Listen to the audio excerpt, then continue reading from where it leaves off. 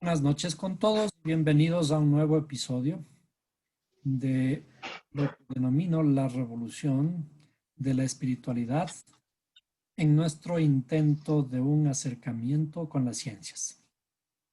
Estamos estudiando acerca de la festividad que, de acuerdo a la Biblia, se celebra en este mes.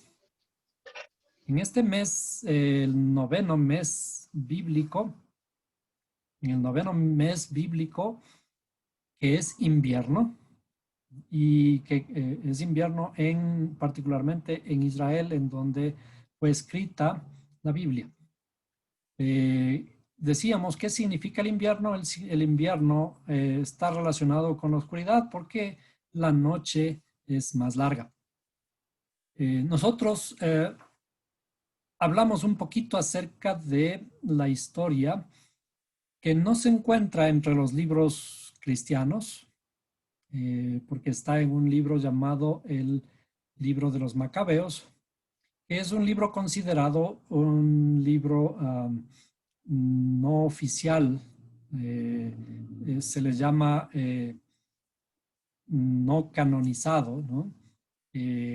Entonces, en este libro se encuentra en la versión de la Iglesia Católica, pero es un libro que relata una historia y nosotros hablamos un poco de la historia, de la emoción de esa historia, de acuerdo al relato del libro de los Macabeos. Y lo que finalmente ocurre, que se recupera el templo y se lo dedica nuevamente el templo. Estamos hablando del segundo templo, ¿no? El segundo templo es rededicado después de la expulsión de los griegos. Y en la dedicación del templo, se instituye la fiesta de la dedicación del templo y se inicia la fiesta o se inicia la dedicación del templo prendiendo las luces de la lámpara que existe en el lugar santo, la lámpara se llama menorá, y la menorá tiene 7 brazos. Cuando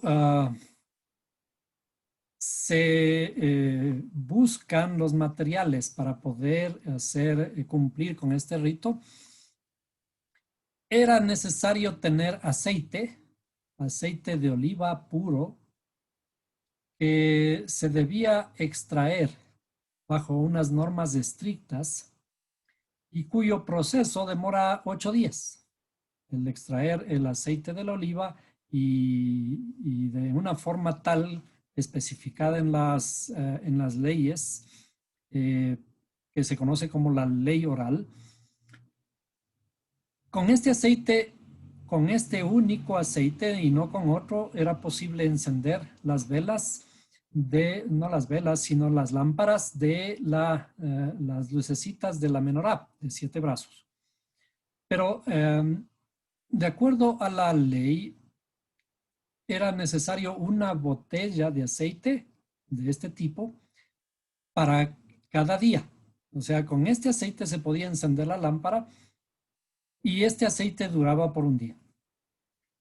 Y resulta que cuando buscaron el aceite no había más.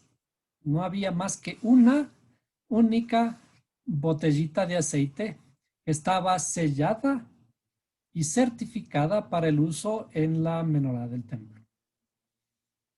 ¿Qué hicieron los sacerdotes? Dijeron, no hay otra opción, tenemos que de todas maneras iniciar la fiesta y encender la lámpara. Entonces, encendieron la lámpara, todo el aceite que había disponible, y se dice, el relato cuenta que ocurrió un milagro, que sin haber aceite para los 8 días, el aceite que pusieron para alumbrar la menorá duró por 8 días hasta que los rabinos pudieran extraer un nuevo aceite de acuerdo a la ley muy estricta y ponerlo a la disposición y poderlo usar en la menorá. Entonces, vimos que este relato, el relato de héroes y villanos, de la expulsión de los griegos, los héroes eran los macabeos, los villanos los griegos, y al final el aparecimiento de el milagro para iluminar la lámpara, tal como está escrito en el relato, fue instituida, la fiesta fue instituido el 25 del noveno mes. El 25 del noveno mes, que en esta época se conoce como el mes de Kislev. ¿Por qué le pusieron este nombre? Ya vamos a ver. Hay ciertas cosas que siempre todas tienen relación. Le ponen un nombre y si quien puso el nombre sabía o no sabía, esto es algo que nos quedará para la duda, ¿no? No sé si podamos descubrir, pero las coincidencias van a ser tan grandes e inclusive todo esto tiene implicaciones con la fiesta luego que se instituye la fiesta cristiana en invierno, que es la Navidad. Entonces, decíamos que la fiesta se instituye el día número 25 del noveno mes. La fiesta dura 8 días, ¿no? Y en los 8 días es necesario reunirse y encender a los pies de la menorá, encender la luz y a los pies de la menorá que se le pone en la ventana, que es para alumbrar hacia afuera, o sea, de adentro hacia afuera, para mostrar la luz que hay adentro. A los pies de la menorá se reúne para estudiar las historias de Hanukkah, para estudiar la Torá, para compartir. Como es una fiesta, hay que compartir con los amigos, ¿no es cierto? Hay que compartir sabrosa comida, cánticos, etc. Pero como decíamos, esta es una fiesta que dura 8 días. Entonces vamos a comenzar con estos paralelismos que fueron apareciendo con el tiempo en la fiesta de las luces, que es el noveno mes, que cae en diciembre, pero a veces un poquito temprano, a veces un poquito más tarde, ¿no? En esta fiesta, decíamos, se celebra el día 25 del noveno mes, que hoy se llama Kislev. Kislev. Y es una fiesta que dura 8 días. Dura 8 días. ¿Sí? Y hay que reunirse. Se reúne. Se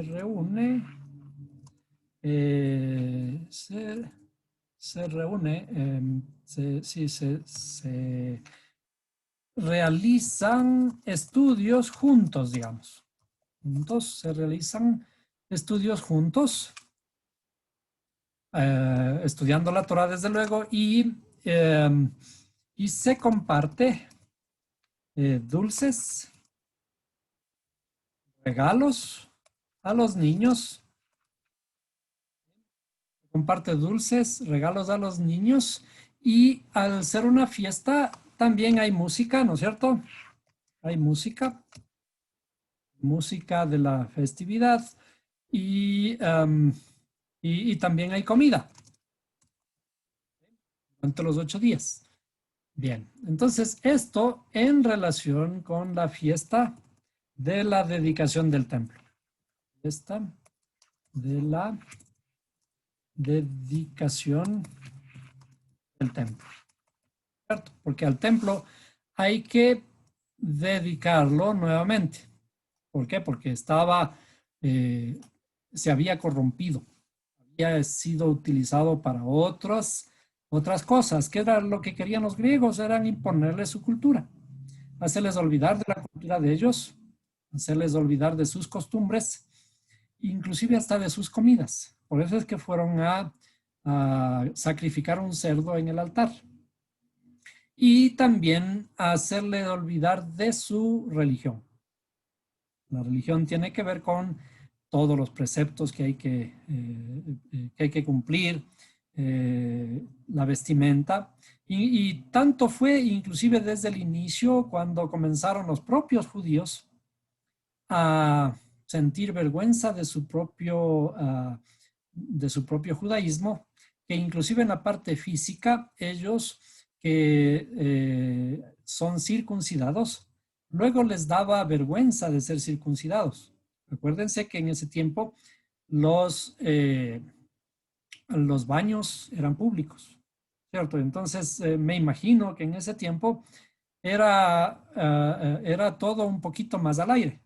Entonces se podía descubrir quién era judío y quién no, ¿no? Es decir, que uno podía ir al baño y en el baño allí podían descubrirle a uno simplemente mirándolo, ¿no? Entonces, eso comenzó a ser un asunto de vergüenza. Como a veces ocurre aquí, por ejemplo, en nuestro país, decíamos, ¿no? En nuestro país, ¿qué ocurre? Hay personas que sienten vergüenza de sus apellidos. Hay personas que sienten vergüenza de su origen. Hay personas que sienten vergüenza de su piel. Vimos, por ejemplo, un ejemplo en Estados Unidos de un cantante que se cambió el tono de su piel porque no le gustaba. Era un morenito y comenzó a blanquearse porque ya con su mucho dinero y todo comenzó a transformarse porque creo que le daba vergüenza de su color de piel.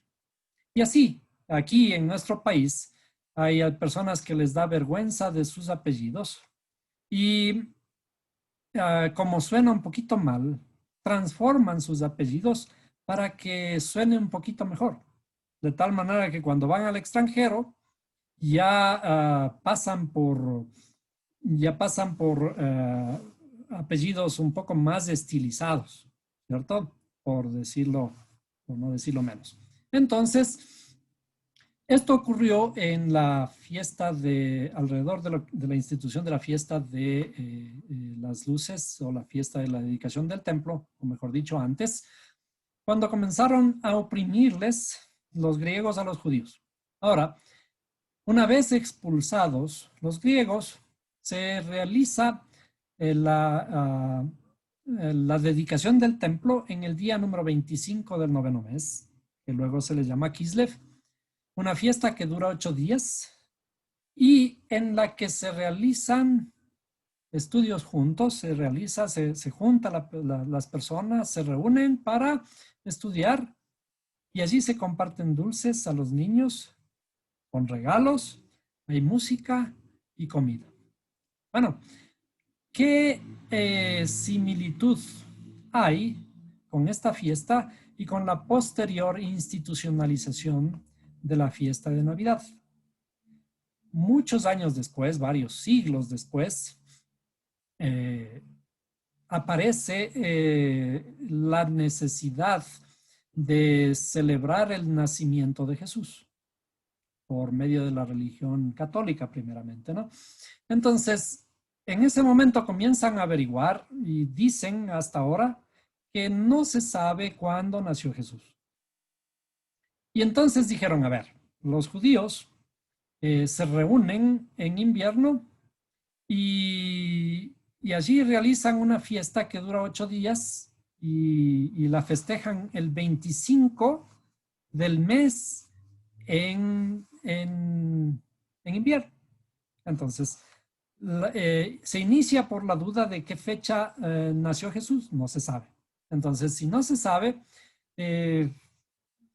difícil de conocer, por ahí se inventaron y dijeron, bueno, entonces nosotros hagamos también, vamos a ponerle por aquí Navidad.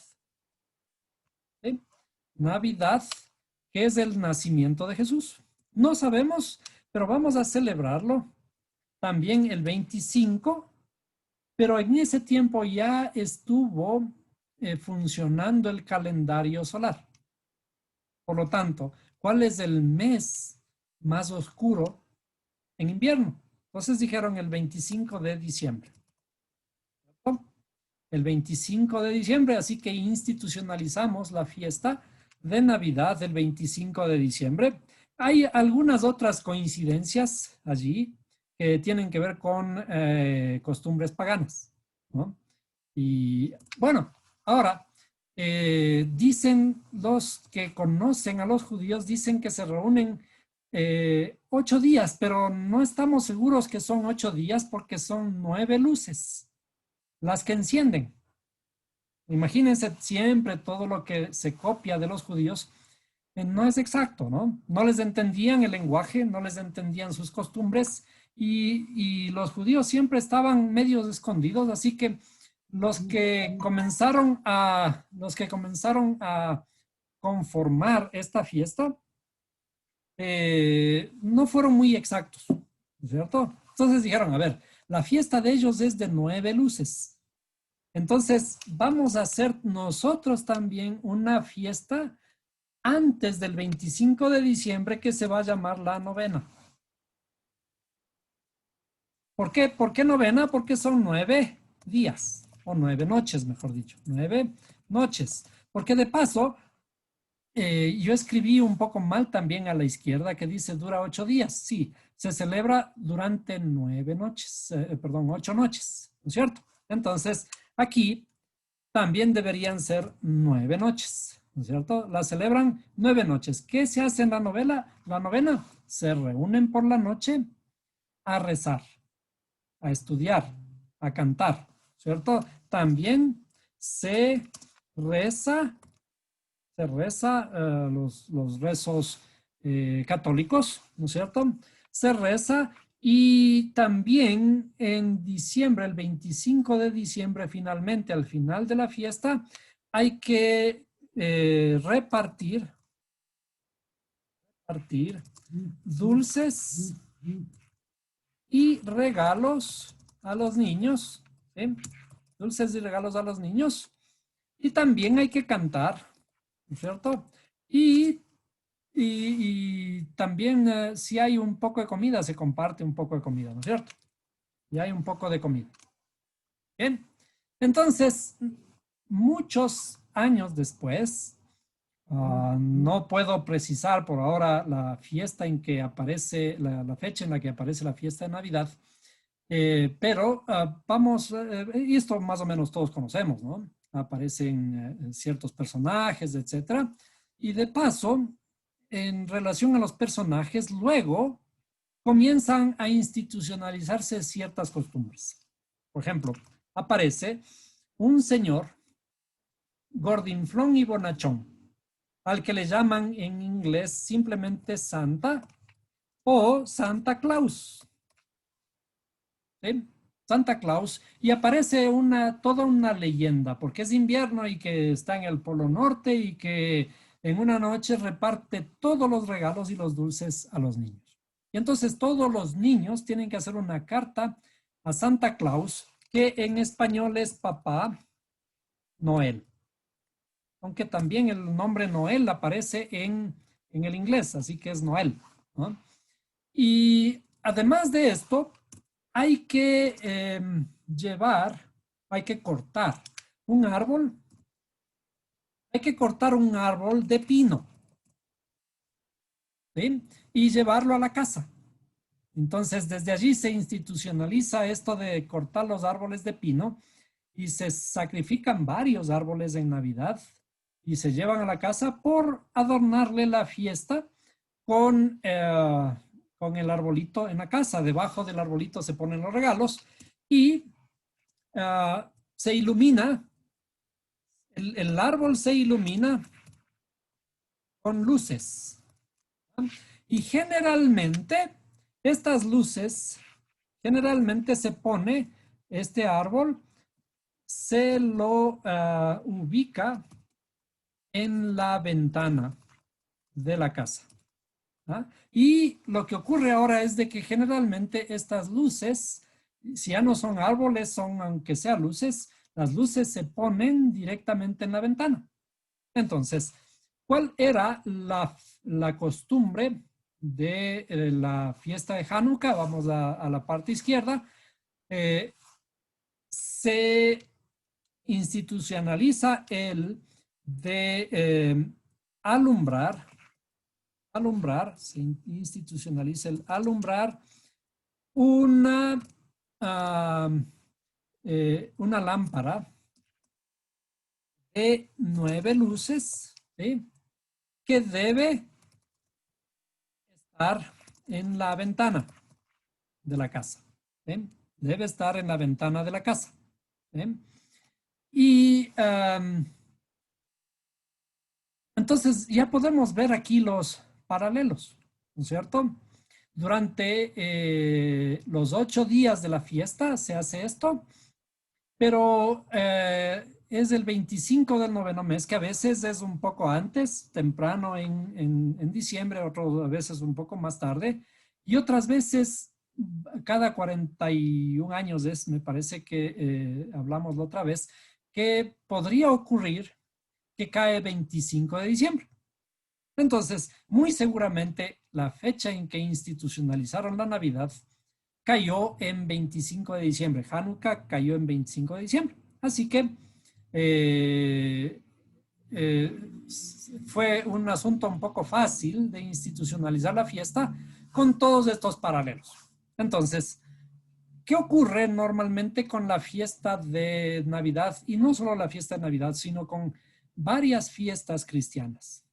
Las fiestas cristianas en general son copia de alguna forma de las fiestas judías, ¿cierto? Si no ocurren en la misma fecha, por lo menos aparecen en fechas similares alrededor de ellas, o se cambian de fecha, pero tienen más o menos las mismas costumbres. Entonces, desde luego que hay fechas que van muy paralelas, casi similares, como son la Semana Santa, ¿cierto? La Semana Santa no, no tiene una fecha fija en el calendario solar.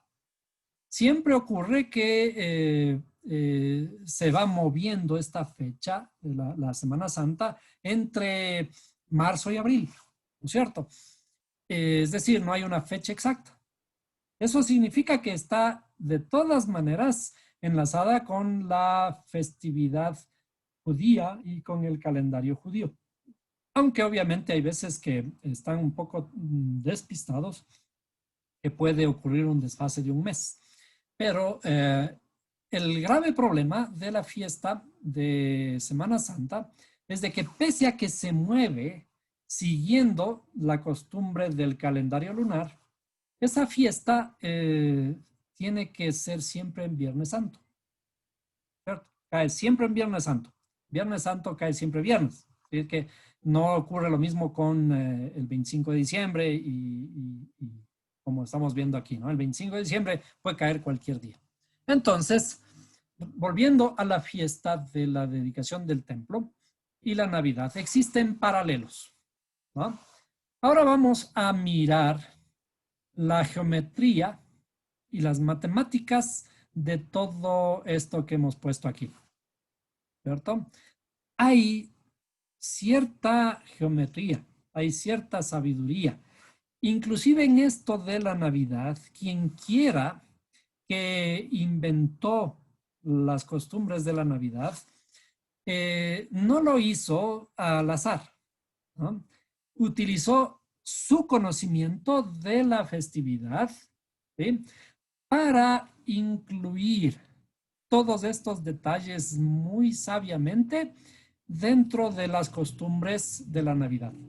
Entonces, ahora, ¿qué relación tienen las dos? Vamos a ver que están estrechamente enlazadas, aunque tenemos nosotros que darnos cuenta cuál es el condumio de todo. Lo que en realidad a dónde nos lleva todo es un poquito a la confusión. Y de allí es donde tenemos que salir. Pero si entendemos correctamente todo esto, entonces vamos a extraer la sabiduría correcta de todas estas costumbres. Entonces vamos a comenzar con la costumbre del encendido de las velas. Entonces decíamos, hay un candelabro en el templo. Lo vamos a poner así. Vamos a dibujarlo por aquí. Un candelabro de 7 luces que en realidad después dijeron vamos a hacerle de 8 luces por los 8 días de la Navidad. Pero ahora estas 8 luces van a contarse sin contar la del medio. Entonces aquí tenemos, serían 2, 4. Aquí sería con estas, serían 6.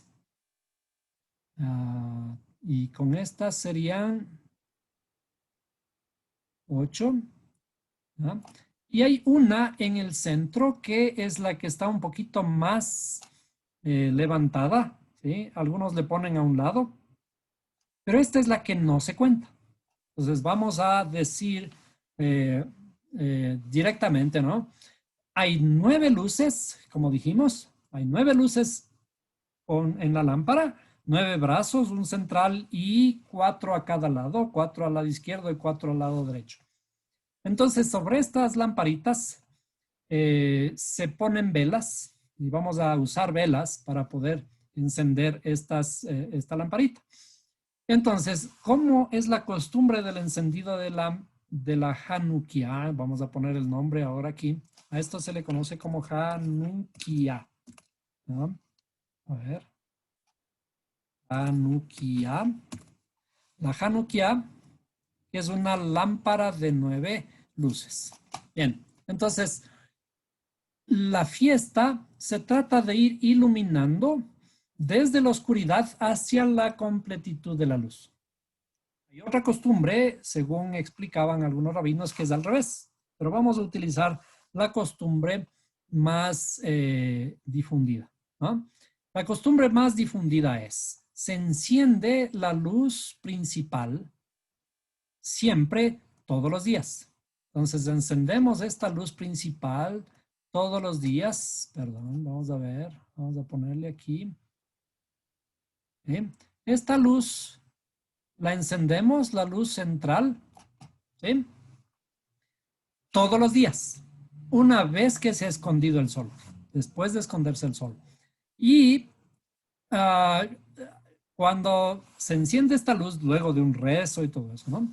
Se toma esta luz, ¿sí? Con esta misma luz se enciende la primera velita que hemos puesto aquí, ¿sí? Entonces vamos a ir haciendo cuentas. Entonces, la primera noche, sin tomar en cuenta la luz central, la primera noche gastamos ¿cuántas velas? Solo contando las luces de la lámpara, no la luz central, las de la fiesta. Sería, la primera noche gastamos una velita, ¿no es cierto? Bien. Luego viene la segunda noche, se agotaron las velitas, ¿sí? Y encendemos nuevamente. Pero esta vez tenemos que encender 2 velitas. Entonces encendemos esta más la segunda velita. ¿Sí? ¿Cuántas velas hemos gastado hasta ahí? Sin contar la vela del medio. ¿Sí? Si la primera noche gastamos una vela y la segunda noche gastamos 2 velas, ¿cuántas vamos gastando hasta allí? 3. Ya vamos gastando 3, ¿no es cierto? Bueno, 3 en total sería, ¿no? Entonces vamos a poner aquí 3 en total. ¿Ah? Muy bien. Y seguimos. Así viene la tercera noche. ¿Sí? 3 velitas. Entonces vamos a ir poniendo. La tercera noche van 3 velas. ¿Sí? 3 velas, pero hasta ahí ya vamos gastando. ¿Cuántas velitas? Ya gastamos 3 más 3 serían 6 en total. ¿Cierto? 6 en total. Bien. Y seguimos. Entonces, la cuarta noche vamos a encender la cuarta velita. ¿Sí?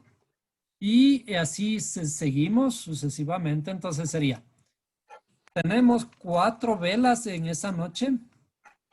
4 velas. Y en total serían ¿cuántas? Serían, vamos gastando 10. ¿Cierto? 10 en total. Bien, entonces vamos a seguirle rápidamente.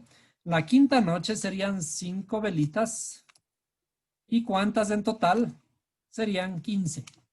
15 en total, ¿cierto?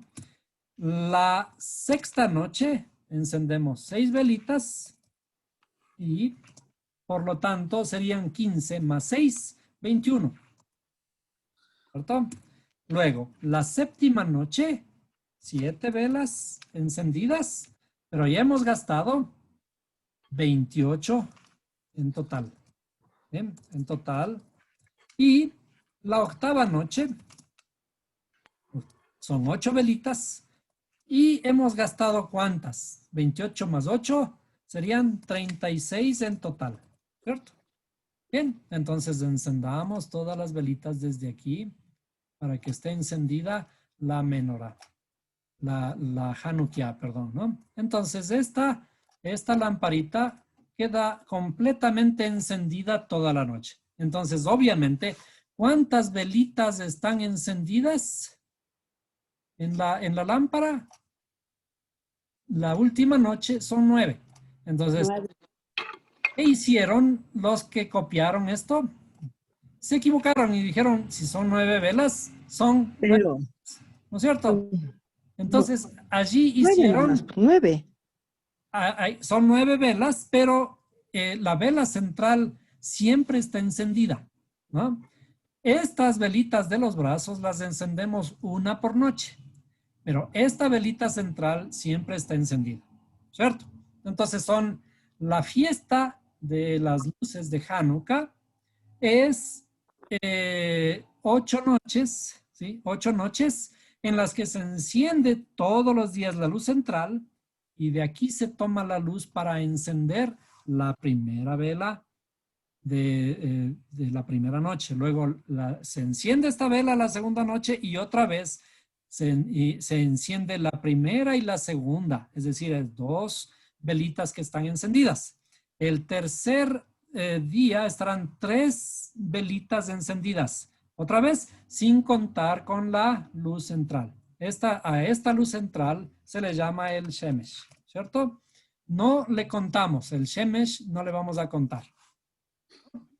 Entonces, esta corresponde al primer día, un día, ¿sí? Esta corresponde a 2 días, esta corresponde a 3 días, ¿sí?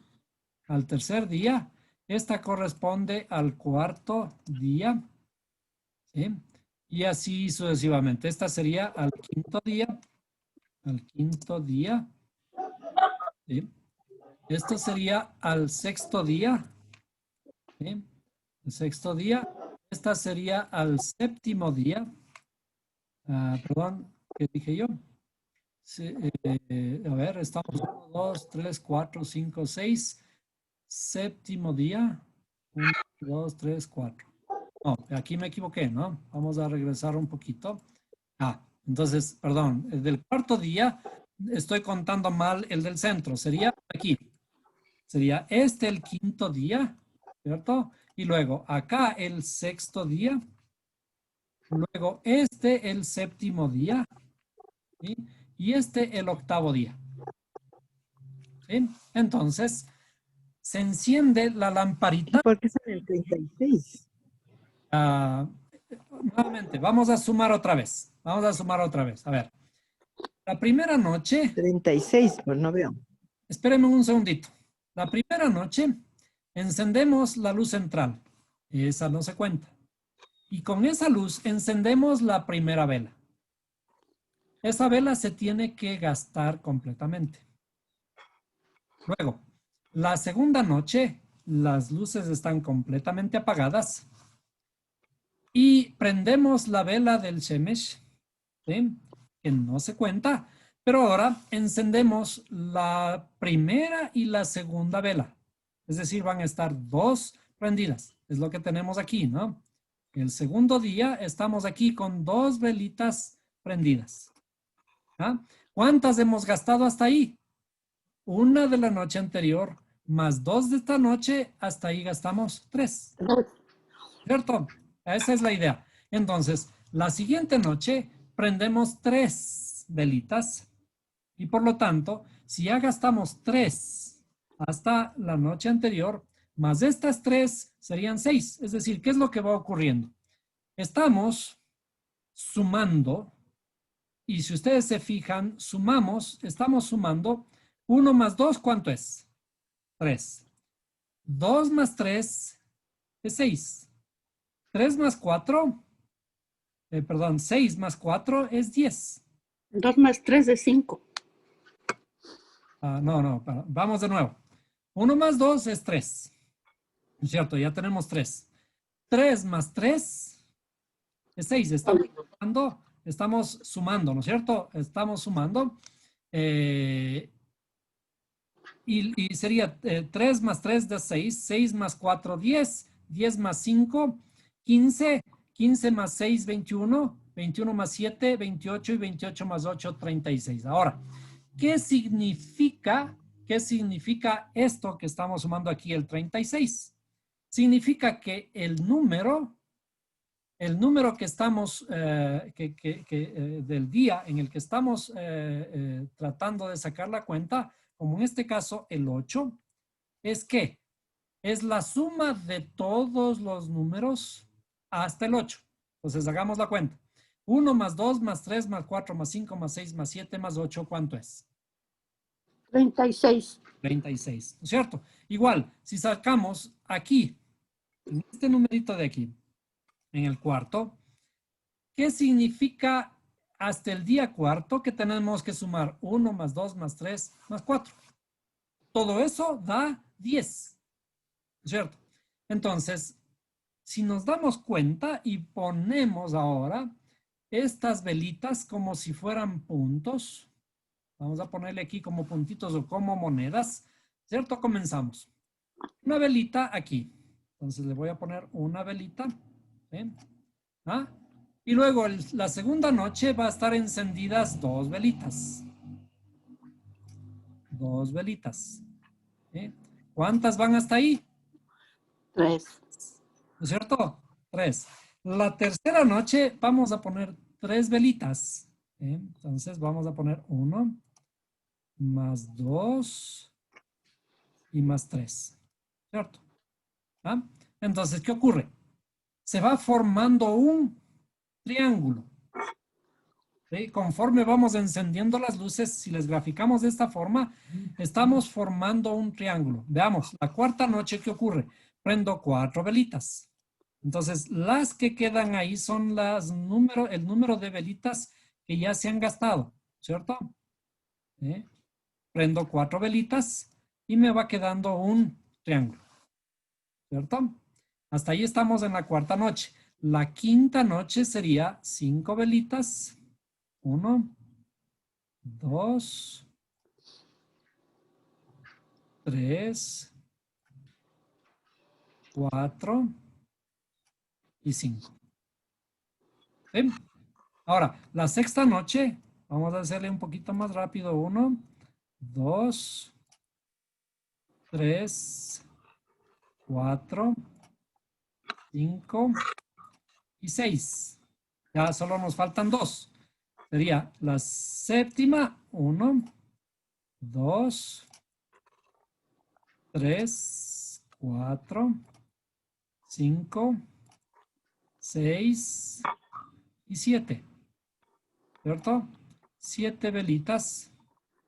Y por último, la octava sería 1, 2, 3, 4, 5, 6, 7 y 8. Estas velitas corresponden a las 8 luces que ahora vemos acá. ¿Cierto? ¿Qué hemos formado? ¿Sí? ¿Qué que hemos formado con el dibujar las velitas que estamos gastando en todas estas noches de la fiesta. ¿Sí? Hemos creado un triángulo, ¿no es cierto? Hemos creado un triángulo. Este triángulo se forma con las velitas que hemos gastado cada noche. La primera noche 1, la segunda noche 2, la tercera noche 3, etcétera. De ahí hasta abajo hasta llegar al 8. Entonces, si sumamos el número de velitas, estas de aquí, estos puntitos que le hemos graficado por las velitas, suman 36. Entonces, ¿qué es un triángulo? Un triángulo, vamos a ponerlo por aquí, ¿no es cierto? Un triángulo es la suma, ¿sí? Es la suma y le vamos a poner con este signo, la sumatoria o la suma de todos los números consecutivos. Si yo quiero decir, vamos a poner en la simbología, en la forma en que se utiliza en las matemáticas, el triángulo de un número n, ¿sí? Es la sumatoria de todos los números desde el 1 hasta el n. Entonces aquí vamos a sumar del 1 más 2, ¿sí? Hasta el n. ¿Sí? Entonces, la notación matemática es desde n igual a 1, ¿no? Desde n igual a 1 sería desde n igual a 1 hasta n, hasta el número n, ¿cierto? Entonces, de todos los números n. Entonces, la fórmula matemática o la forma en que se simboliza esta ecuación sería la sumatoria desde el 1 hasta el número n de todos los números que están en esta serie. Entonces, si es que son vamos a decir el triángulo de 4, el triángulo de 4 sería 1 más 2 más 3 más 4. ¿No es cierto? El triángulo de 5 es 1 más 2 más 3 más 4 más 5. ¿Ah? Y el triángulo de 8, que lo vamos a dibujar, vamos a escribir, mejor dicho, aquí sería la forma matemática de escribir, el símbolo que vamos a utilizar es el triángulo de 8. ¿Sí? El triángulo de 8 es igual a ¿qué? ¿Ah? Es igual a la suma de 1 hasta el 8. Pero ahora lo vamos a escribir en una formulita. La fórmula es n por n más 1, n por n más 1 sobre 2. ¿Sí? Hagamos la prueba. Para 8, para el número 8, ¿no es cierto? El triángulo, aquí sería, perdón, triángulo de n, ¿no? Triángulo de n. ¿Sí? El triángulo de n sería a n por n más 1 sobre 2. Si le hacemos valer el número n, le sacamos para 8, sería el triángulo de 8. El triángulo de 8 sería igual a ¿qué? Vamos a poner aquí. N vale 8, por lo tanto sería igual a 8 por n más 1 es 9, ¿no es cierto? Sería 8 por 9 sobre 2. ¿Cuánto da? 8 por 9 es 72 dividido para 2. Es igual a 36. Bien. ¿Qué es el número 36? En esta notación, en esta forma de escribir, el 36 equivale a la figura llamada triángulo. Triángulo que tiene 8 lados. Vamos a contar el número de bolitas que tiene por lado. Entonces sería, tenemos aquí 1, 2, 3, 4, 5, 6, 7, 8. Y también tiene por acá 1, 2, 3, 4, 5, 6, 7, 8. Y por acá 1, 2, 3, 4, 5, 6, 7, 8. Entonces, hemos construido un triángulo implícitamente cuando estamos contando el número de velitas. Entonces, vamos a dibujar este triángulo. Bien, vamos a dibujarlo así. Entonces, por aquí tenemos una línea, por acá tenemos otra, ¿no es cierto? Y por acá tenemos otra. Entonces, estamos dibujando un triángulo de 8 por cada lado, ¿no? El triángulo es la primera figura, la primera figura que podemos dibujar, la más básica en geometría, ¿no es cierto? Después del triángulo viene la figura llamada cuadrado. ¿Qué es un cuadrado? Un cuadrado significa que tiene los lados iguales. Pero ¿qué ocurre si yo digo en matemáticas, ¿sí? El número n al cuadrado. ¿Qué significa el número n al cuadrado? Si yo le pongo, por ejemplo, el 3 al cuadrado, ¿a qué es igual? 3 al cuadrado va a ser igual a 9. ¿Sí? Pero cuando yo digo este nombre 3 al cuadrado, ¿a qué me lleva a pensar? Me debería llevar a pensar de que es una figura. 1, 2, 3, 1, 2, 3 y 1, 2, 3. Me debería llevar a pensar de que es una figura cuadrada. Por eso se llama el cuadrado, ¿cierto? 3 por 3. Y si contamos las bolitas, son 9 bolitas, ¿cierto? Esta figura, por eso estos números se llaman figurativos, esta figura de cuadrado le da el nombre a esta función del cuadrado de un número. Entonces, ahora, ¿qué ocurre con el número 36? El número 36 dijimos que es el triángulo de 8. ¿Pero qué es también 36? Los que sabemos, 36, los que recordamos, el 36 también es un número cuadrado. ¿Por qué? Porque es igual a 6 al cuadrado. O lo que es lo mismo, 6 por 6, ¿no es cierto? 6 por 6, 36. Entonces, ¿qué ocurre? ¿Qué dice esto? Este triángulo, en la forma en que estamos contando, al octavo día, llegó a ser un cuadrado.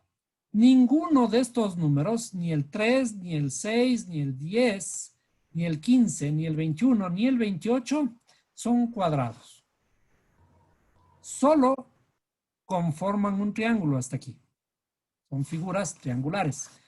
Hasta que llega el día número 8 en que ese triángulo que formamos se convierte en un cuadrado de 6 por 6. Es decir, yo voy a poder poner aquí un cuadradito de 1, 2, 3. Vamos a ponerle a ver si es que podemos así.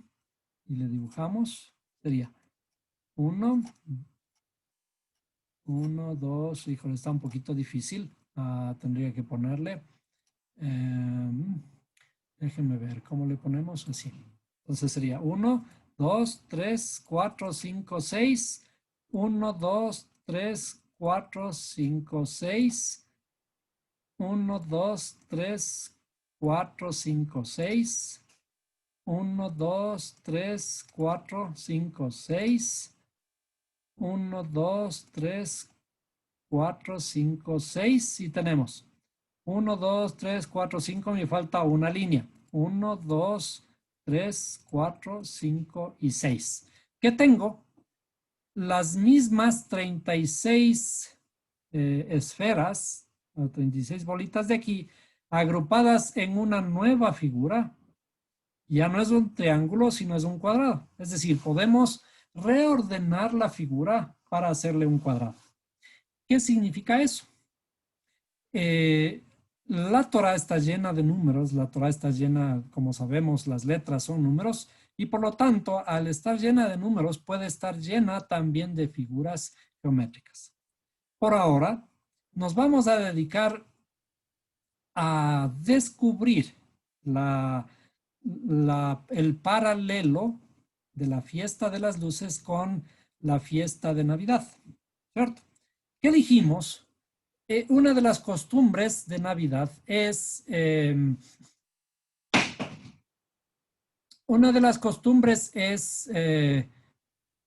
traer un arbolito de pino, ¿cierto? Traemos un arbolito de pino a la casa. ¿Por qué tenemos que traer un arbolito de pino? ¿Y por qué no un eucalipto? ¿Por qué no un manzano? ¿Por qué no un arbolito, cualquiera de los arbolitos que nosotros conocemos? ¿Cierto? ¿Por qué no cualquier arbolito y tiene que ser un arbolito de pino? ¿Alguien tiene una idea? Es por su figura. La figura del arbolito de pino es un triángulo, es una figura triangular. Entonces, cuando traemos el arbolito de pino, ese arbolito de pino le ponemos en nuestra casa, adentro de nuestra casa, y es un triángulo. ¿Cómo le adornamos ese triángulo? Le llenamos con esferas de colores, ¿no es cierto? Y también con luces.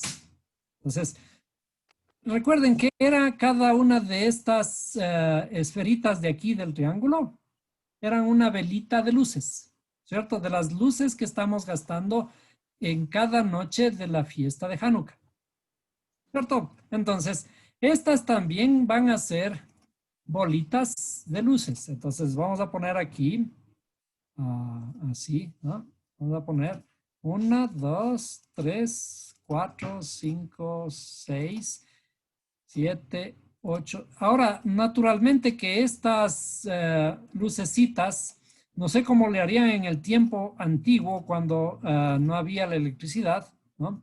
Le ponían solamente los adornos, pero en el tiempo que tenemos ahora, la electricidad, esas son bombillitas, ¿no es cierto? Esas son bombillas y ahora el problema es de que estas no tenemos la cuenta, no llevamos la cuenta de cuántas luces hay que ponerle, simplemente compramos las luces y adornamos el árbol, ¿cierto? Entonces, la fiesta de Navidad es o está extraída o tiene un paralelo o tiene un fundamento en la misma fiesta de Hanukkah, porque de paso se celebra en el mismo mes y de paso tiene más o menos el mismo significado. ¿Por qué digo que tiene el mismo significado? Porque en diciembre, el 25 de diciembre, ¿quién nace? El 25 de diciembre nace quien dijo: yo soy la luz del mundo, ¿no es cierto? Yo soy Jesús. la luz del mundo. Entonces, la luz del mundo es la que va a alumbrar, en este caso, los arbolitos de Navidad, ¿no es cierto? Y desde el otro lado estamos celebrando la fiesta de las luces y curiosamente la luz del mundo le hicieron nacer en el mes más oscuro, digamos, el mes más oscuro de el calendario solar, que coincide con el mes noveno de la Hanukkah, ¿cierto? Entonces dice: yo soy la luz del mundo. La luz del mundo viene a alumbrar nuestro hogar, nuestras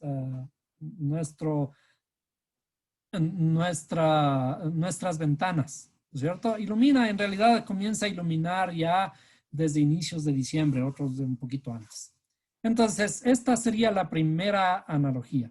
Entonces, estamos que desde el punto de vista de la cuenta de la fiesta de Hanukkah, celebramos con 36 velitas, sin contar la otra, ¿no?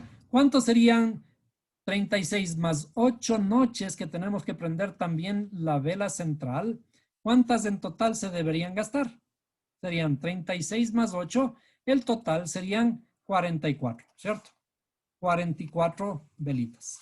Y 44 es una medida de todas maneras del ser humano. 44 es Adam sin la Aleph. Adam, la parte física del hombre, sin la parte espiritual que le da el creador. ¿No es cierto? Adam vale 45, pero si le quitamos la Aleph, la parte física nuestra, que es la que tiene que ser transformada. ¿Cierto? De todas maneras hay una simbología. Ahora, regresamos un poquito a la cuenta que estamos haciendo, ¿no?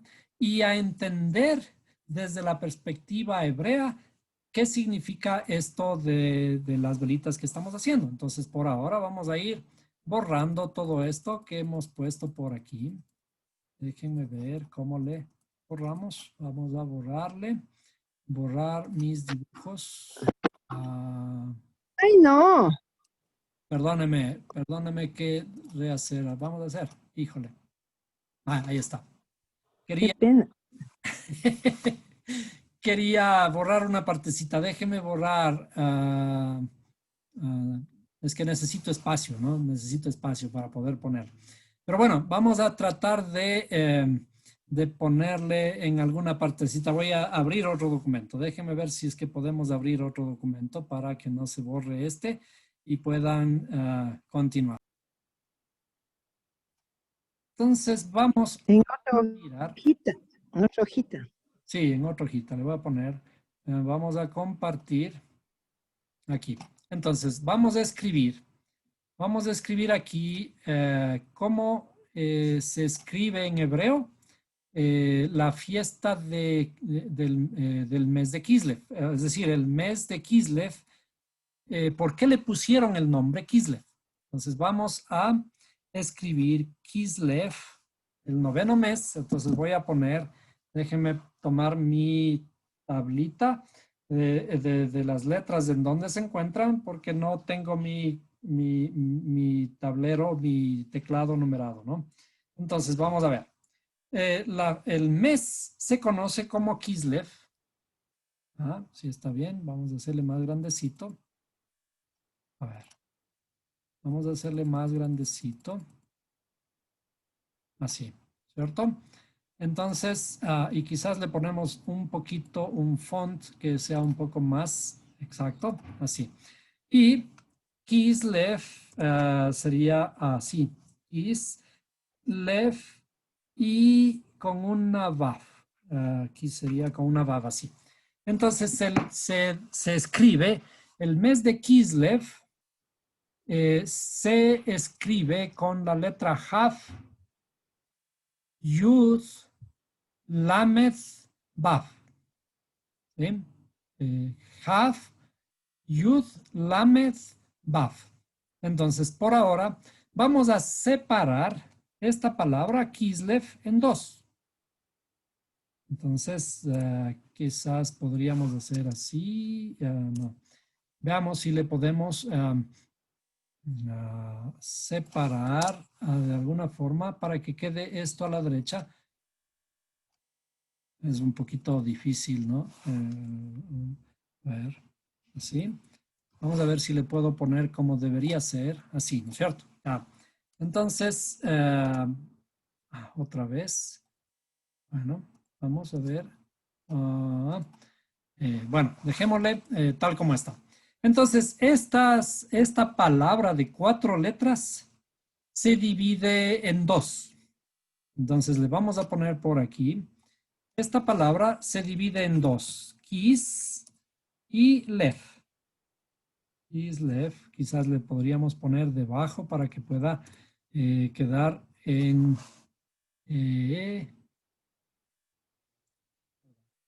esto, aunque va a quedar al revés. O sea, ¿cuál es la palabra kiss? Le voy a poner aquí al revés, ¿no? Seríamos así. En español tenemos que hacernos modos para que quede al revés todo, ¿no? Y al revés del hebreo.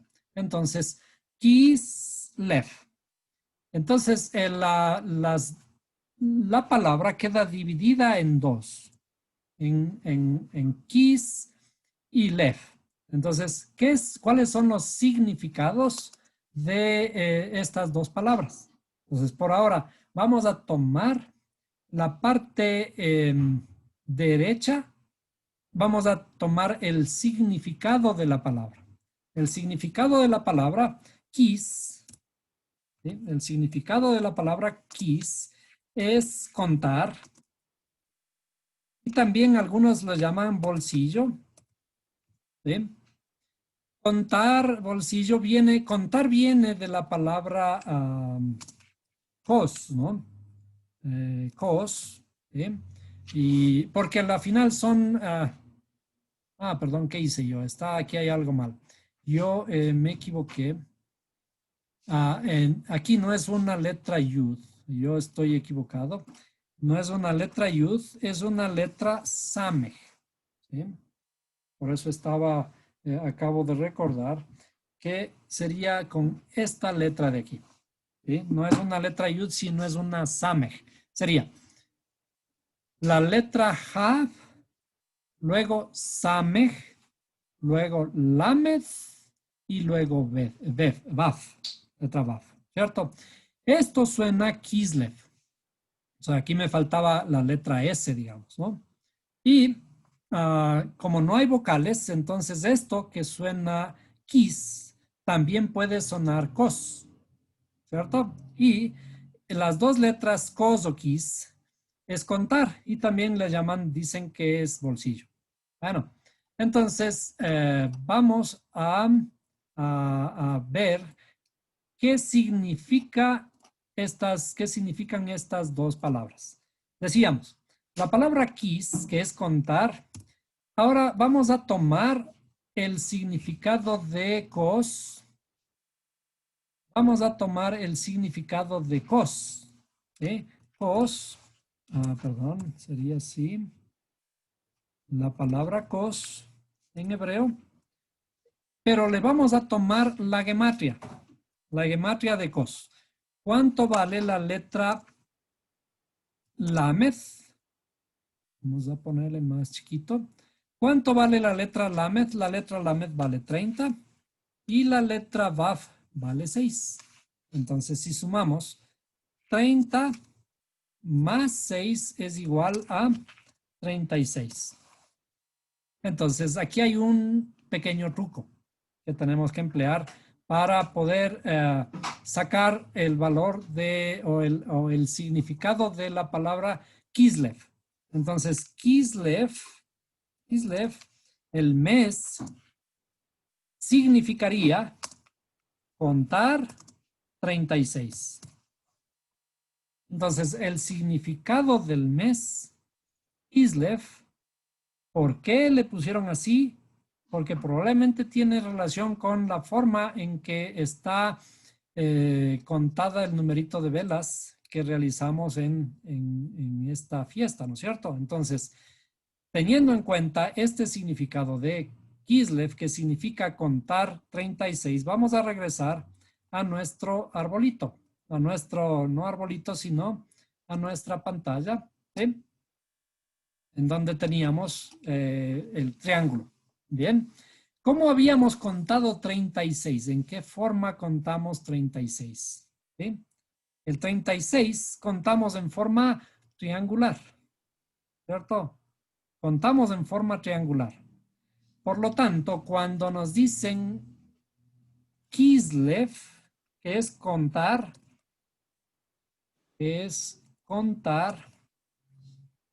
36, ¿qué debemos hacer? Debemos contar en la misma forma triangular. Es decir, nos sugieren, al estar contando en forma triangular aquí, nos sugieren seguir contando en forma triangular, ¿cierto? Seguir contando en forma triangular, pero ahora reemplazamos el número n por el número 36. Entonces, aplicamos la fórmula, tomamos nuestras calculadoras y sacamos. Reemplazamos n por 36 en esa fórmula. Reemplazamos n por 36 y sería 36, ¿sí? Sería aquí 36 por n más 1 es 37. Entonces sería por 37 dividido para 2. ¿Cuánto da? Entonces, si contamos 36 en forma triangular, es decir, aplicamos esta fórmula para encontrar la cuenta de 36, tenemos un numerito que es muy famoso en nuestra costumbre cristiana. ¿Sí? Contar 36 en esta forma me da 666. ¿Qué significa, por lo tanto, el 666? Cuando llegamos a este número por primera vez, abrimos los ojos tanto que nos sorprendemos y decimos, uy, ¿no es cierto? Uy, el número de la bestia. ¿Sí? El número de la bestia. ¿Qué significado tiene haber encontrado el número 666 desde esta perspectiva? Es lo que hemos estado haciendo, sea con las velitas de la Hanukkah, o sea con el arbolito de Navidad, estamos encendiendo la luz en la oscuridad. Por lo tanto, ¿qué significaría el 666? ¿Sí? El 666 debe significar para nosotros también algo importante. ¿Sí? No debería significar lo que se conoce como las cosas terribles del Apocalipsis, ¿no? El 666, uy, el anticristo y ese tipo de cosas. En la perspectiva hebrea, hemos encendido la noche con la luz de nuestras luces, sea de la Hanukkah o sea de la Navidad.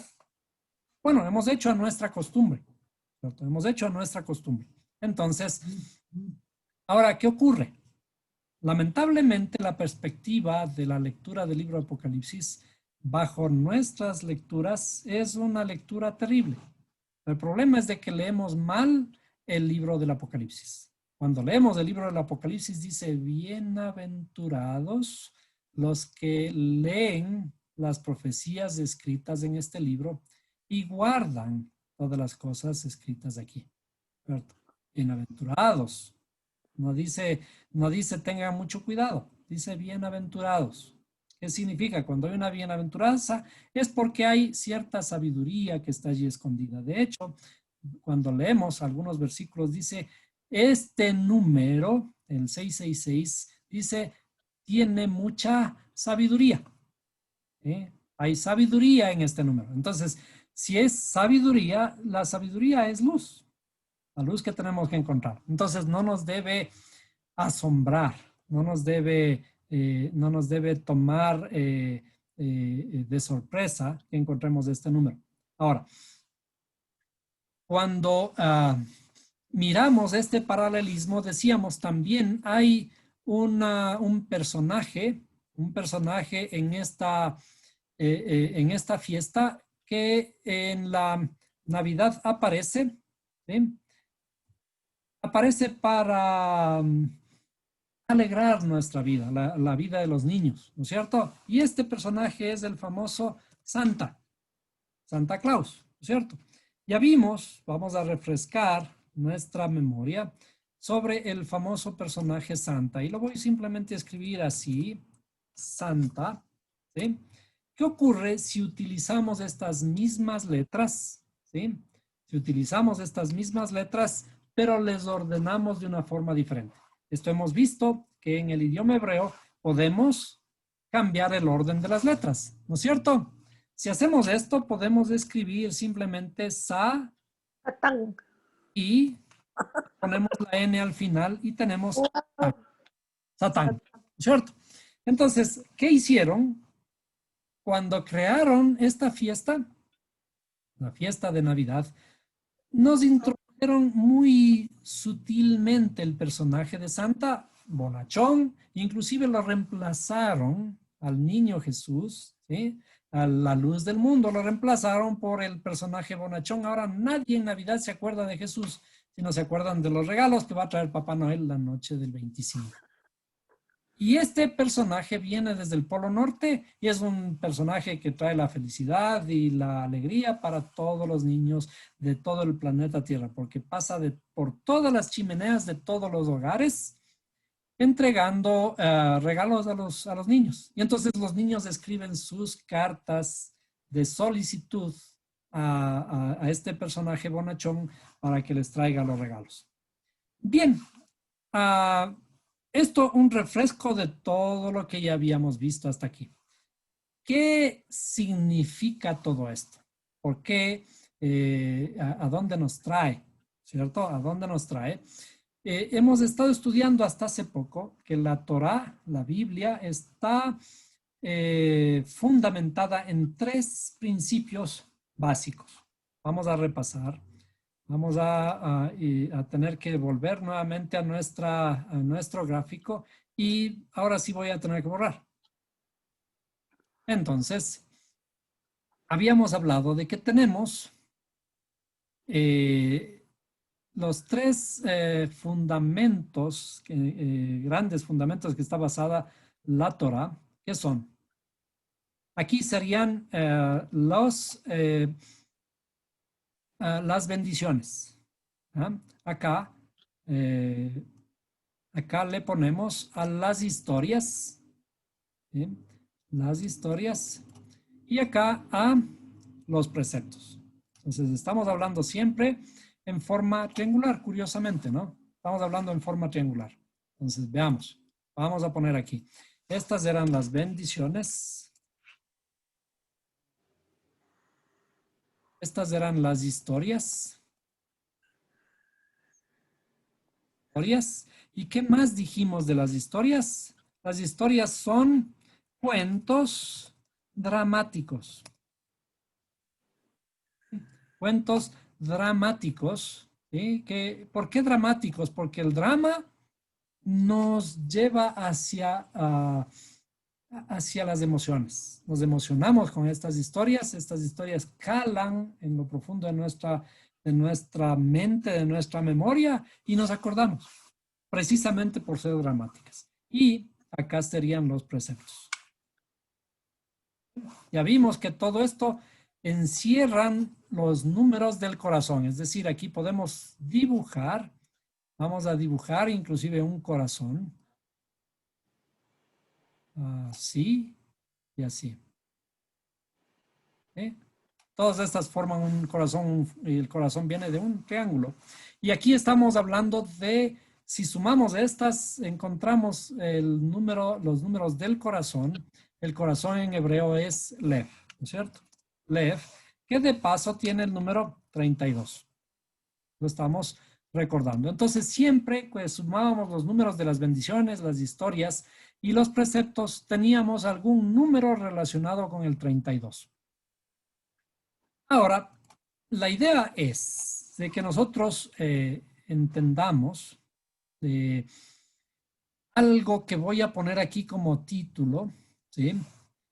Que está siendo estudiado en la actualidad.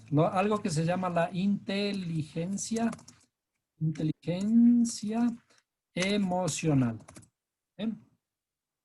¿Qué tiene que ver todo esto con lo que estamos estudiando? La inteligencia emocional. ¿Qué es la inteligencia emocional? Vamos a hacer una pequeña introducción para darnos cuenta de a dónde nos lleva el conocimiento de la Torá. Entonces, la Torá, decíamos, son historias, son cuentos dramáticos. ¿Y por qué dramáticos? Las historias de héroes y villanos son dramáticas y son muy emotivas, ¿no es cierto? Básicamente, nosotros estamos formados por vamos a ponerle aquí, estamos formados por una estructura, la voy a poner un poquito por acá, más arriba, ¿no es cierto? Estas son las facultades intelectuales, pero también estamos formados por nuestras facultades emocionales. Entonces, sería un poco así, ¿no? Facultades intelectuales arriba, entonces vamos a poner aquí facultades intelectuales y acá les vamos a poner las facultades emocionales o emotivas, ¿no? Facultades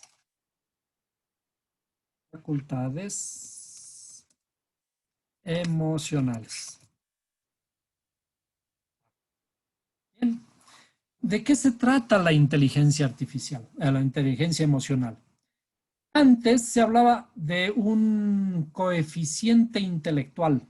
Medían el coeficiente intelectual de las personas para dar una idea de qué tan inteligente es. ¿Qué indicaba esto? O sea, que si una persona tiene un coeficiente intelectual muy alto, ¿sí? Era una persona muy inteligente. Es un tipo que puede dominar una ciencia, puede dominar la física, la astronomía, cualquier ciencia, ¿cierto? Por su razonamiento, por su inteligencia muy grande. Pero últimamente se está comenzando a hablar de lo que se conoce como la inteligencia emocional. ¿Qué significa? La inteligencia desde este punto de vista no radica únicamente en nuestras facultades intelectuales, ¿sí? La inteligencia nuestra no es únicamente producto de nuestras facultades intelectuales. Es decir, si somos muy razonadores, somos fríos. ¿Qué papel juegan las emociones en nuestra inteligencia?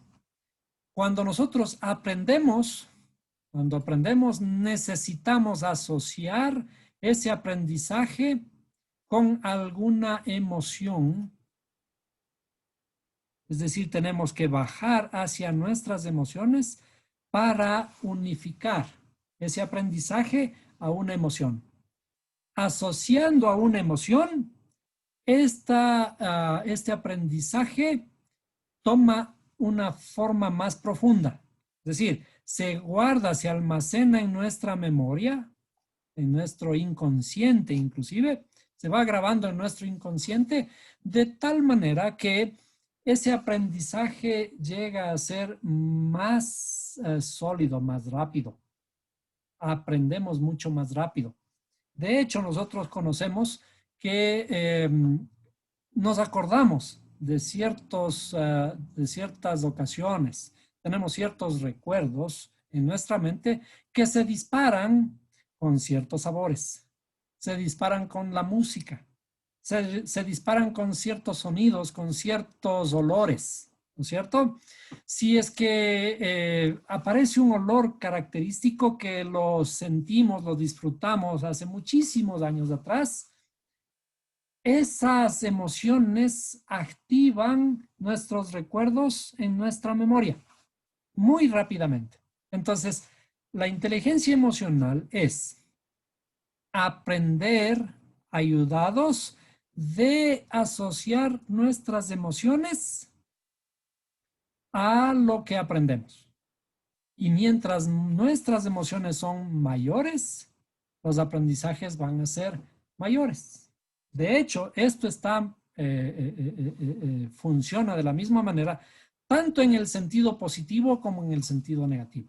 Es decir, cuando almacenamos recuerdos no gratos en nuestro inconsciente y se transforman por ejemplo, en traumas, en miedos, ¿cierto?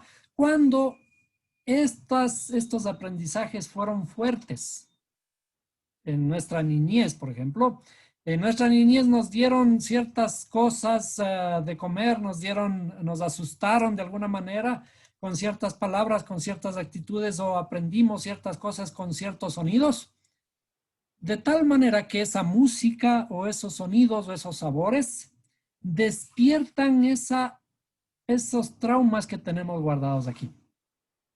Pero también, si es que hemos aprendido cosas muy hermosas cuando éramos niños o recordamos cuando estábamos en nuestra etapa de adolescentes, nos ponen una canción de esos años, inmediatamente nuestra memoria viaja hacia el pasado y vive nuevamente ese pasado. Entonces, esto que están hablando ahora de las famosas llamada inteligencia emocional es utilizar adecuadamente nuestras emociones para grabar de una mejor manera, con técnicas apropiadas, grabar el aprendizaje y fijarlo mucho mejor en nuestra memoria. ¿Qué es, por lo tanto, lo que estamos estudiando? Cuando estudiamos las historias de la Torá, decíamos que hay historias de héroes y villanos. Son dramáticas. Por ejemplo, yo recuerdo cada vez que leía la historia de José, me conmovía muchísimo. Cuando llegaba a la parte en el que él se revela a sus hermanos, por ejemplo, el drama que él pone, que le toma como esclavo a un hermano, a su hermano menor, y les manda a los otros a hablarle al papá y les hace regresar, les pone copas, como que estaban robando, ese tipo de cosas, ¿no es cierto? Es una historia muy dramática hasta que se presenta a los hermanos, y los hermanos no le reconocían hasta que él dice, yo soy José, ¿no es cierto? Es una historia muy dramática. Y todas las historias de la Torá son así, son muy entretenidas, muy emotivas. ¿Cierto? Entonces, ¿de qué se trata? ¿De qué se trata lo que estamos estudiando? Lo que estamos estudiando desde muchos años atrás tiene estas características. Las historias están llenas de dramas. Son cuentos muy emotivos. ¿Sí? Cuentos de héroes y villanos que a Israel le atacan por la retaguardia, que Dios les ayuda, que después o que están frente al mismo creador y a la final crean un becerro de oro y se olvidan del creador, o están cruzando el desierto y a la final allí se muere la gente. O van a entrar a conquistar la tierra de Canaán y vienen los espías trayendo frutos muy grandes, ese tipo de cosas, ¿no?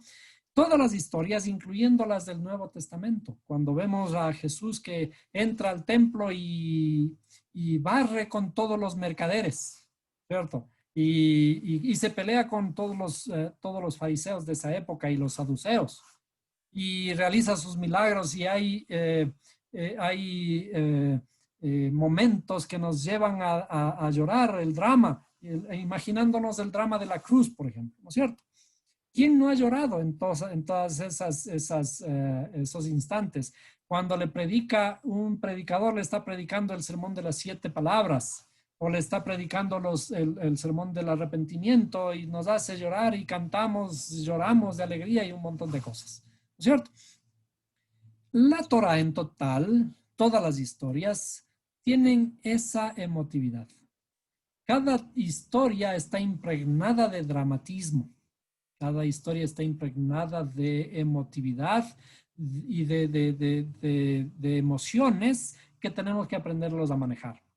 Pero ¿para qué nos cuentan todas esas historias? Es porque dentro de esas historias hay sabiduría que está escondida. ¿Cierto? Cuando nos cuentan la primera vez que nos han contado que el Creador hizo los cielos y la tierra y después creó un jardín y le puso allí a Adán y Eva, hizo falta una sola vez que nos cuenten y la historia quedó guardada. ¿Por qué? Porque es una historia profunda en el sentido de fantástica. Es una historia fantástica, es una historia fabulosa. Y en ese momento que nos contaron las historias fabulosas o fantásticas, no nos tomamos el tiempo de analizarlas correctamente si hay ciertos elementos que pueden ser discutidos, ¿cierto? Como por ejemplo, dice que Adán y Eva eran los 2 primeros habitantes del mundo. Y sin embargo, después sale Caín, los 2 hijos, sale de Caín y Abel, de Adán y Eva, y luego Caín mata a Abel y después tiene que vagar por el mundo y Dios le tiene que poner una señal en su frente para que todo el mundo le reconozca y no le maten. Y entonces nosotros, cuando nos enseñan esa historia, nos queda latente en nuestra memoria qué pasó, de dónde aparecieron esas personas y con quién se casó finalmente Caín, ¿cierto? Es decir, que cuando nos cuentan las historias, las historias se nos quedan grabadas, pero en ese momento no las analizamos. Es decir, esas historias son estas que están al nivel de Isaac. Y al nivel de Isaac, recordemos, significa miedo. Y cuando vemos el desenlace de la historia o el desarrollo de la historia, sabemos que el miedo, el significado inclusive de el mismo nombre, Isaac, significa el miedo reirá. Es decir, ¿cuándo va a reír el miedo? Cuando comencemos a indagar e interpretar todas esas historias en lo profundo y encontramos el significado. Entonces, volviendo a la historia que estamos analizando de la historia de Hanukkah, es otra historia de héroes y villanos. Los héroes en este caso son los macabeos y los villanos son los griegos. ¿Sí? Los griegos. Entonces, ¿por qué? Los griegos son los opresores del pueblo de Israel y comienzan a querer imponer sus costumbres, imponer su filosofía, imponer su religión, haciendo que se olviden de sus propias costumbres, de sus propias religiones. Entonces, la historia es dramática, cuyo desenlace es que hay que expulsar a los griegos. Se expulsa a los griegos y ahora hay que reconstruir el templo. De todas maneras, ¿de cuál templo está hablando? Hay que reconstruir este templo. ¿Sí? Hay que reconstruir este templo, nuestra interioridad. Y para reconstruir ese templo tenemos que encender la luz, que hay una chispa, una sola botellita de aceite en nuestra interioridad que corresponde a la chispa de luz de Mashiach. La luz que es una chispa que está escondida y que tenemos que despertarla. Y esa luz comienza a encender nuestra interioridad. Entonces, iniciamos contando la historia con todos los pormenores de héroes y villanos. Entran al templo, ponen un cerdo, se encolerizan, entra la estatua de Zeus en el templo, que básicamente es aquí el templo, en nuestro interior, en nuestro corazón, ¿cierto? Entra la estatua de Zeus y luego tiene que ser limpiada por los macabeos.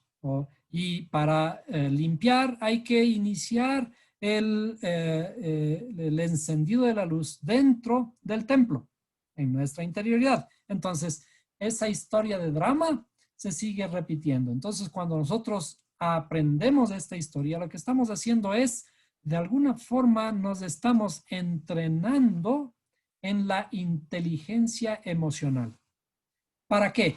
Para que vayamos con nuestras facultades intelectuales entrando hacia nuestras facultades emocionales y comencemos a cultivarlas para extraer de estas facultades intelectuales, extraer algo que se pueda grabar en nuestra memoria, pero se pueda grabar de una forma más rápida, de una forma más perenne. Inclusive, si es que esas transformaciones que hacemos, esa información que estamos grabando en nuestra interioridad es positiva, ¿qué es lo que va a ocurrir? Si es que las asociamos con grandes emociones y de una forma más dulce, más armoniosa y más emotiva, en el buen sentido de la palabra, lo que va a ocurrir es de que estas emociones, este conocimiento que estamos guardando en nuestro inconsciente, en nuestra parte inclusive del consciente inconsciente, lo que va a ocurrir es de que va a ir tapando con varias capas, ¿sí?, de nueva información a esa información que teníamos antes y que es una información incorrecta. Antes teníamos información que nos hace daño. Esta información que nos hace daño aquí, ¿sí?, esta información que nos hace daño es la que nos produce las enfermedades. Esta es la información que nos produce el incremento de sustancias, de hormonas en nuestra interioridad, como la cortisona, que nos produce miedo, que nos baja las defensas. Pero esta información que tenemos que poner aquí encima de esa información vieja es información con hormonas de la felicidad.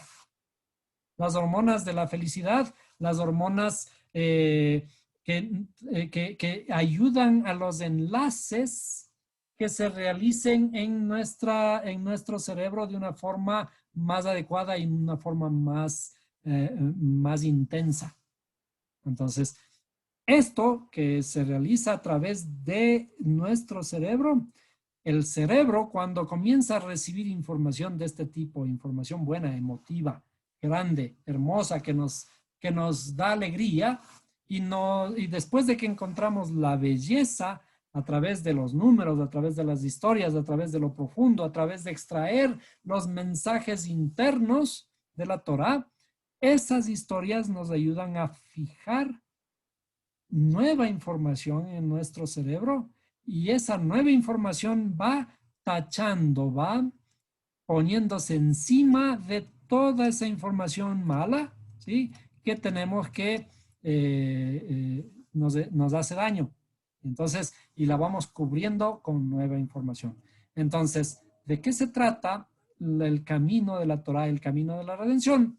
Se trata de inteligencia emocional que tenemos que seguir en este estudio, en este aprendizaje, para comenzar a transformar toda nuestra interioridad que está llena de enfermedad, llena de traumas, de miedos, de depresión, de toda esa negatividad que prácticamente nos va acortando la vida.